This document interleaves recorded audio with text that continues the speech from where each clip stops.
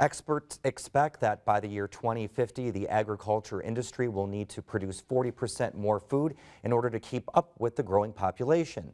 But that's becoming more challenging for farmers. WTIU's Lindsay Wright reports on how an effort to decrease air pollution is impacting the food on your plate. Rich Mort is a fourth-generation farmer. He and his dad own about 2,000 acres in Pendleton. Growing conditions have been pretty good this season and Mort's fields look beautiful. But rewind to a couple years ago. The corn plants looked unhealthy. They had a distinctive yellowish color. And there'll be yellow streaks down between those lines. And as that corn is, knee high, the shin to knee high, you'll see just it looks like a mass yellow across the field. The soil was deficient in sulfur. It's something that's affecting a lot of farmers, and it's a growing problem.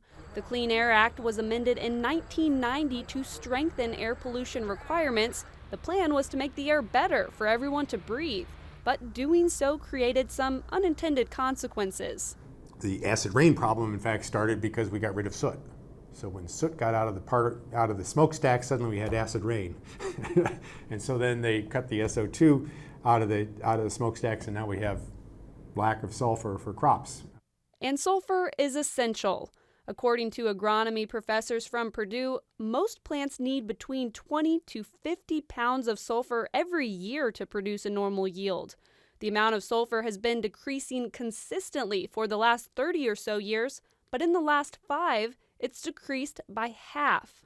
So now we sit in a situation where the state is getting about 10 pounds per acre in the north and something a little bit less than 20 pounds per acre in the south, and it's not enough. And the south part has continued to shrink year after year. Farmers can apply sulfur supplements, and many do, but some aren't applying when they need to. And for Mort and his dad, it was both.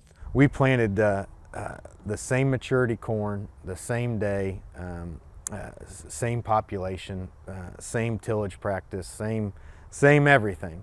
The only difference was I variable rated my fertilizer, and I put on a ton to the acre of gypsum. My dad straight rated his fertilizer, and he put on no gypsum. Gypsum is calcium sulfate dihydrate, a natural mineral. Mort used it on his half of the corn, and he calls the results remarkable. You were driving 50 mile an hour down the road, and there was a very distinct line where our corn that I put gypsum on was dark, healthy green, where Dad did not. It had a very yellow, sulfur deficient look to it. And then they shelled the corn. When we got the data out of the 2630 John Deere display that we run, and we compared that in Apex, it ended up being a 42 bushel an acre difference. Not only that, but after breaking down the cost per acre, Mort's input cost was $19 an acre cheaper than his dad's. It took some time, but Mort's dad is on board with gypsum after seeing the results.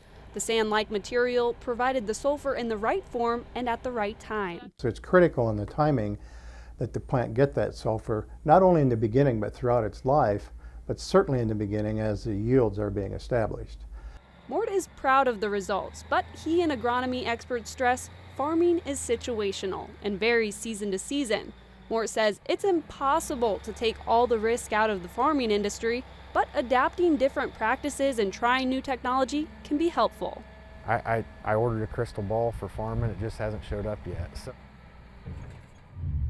Grant says it's necessary to monitor this issue long-term in order to see an overall trend.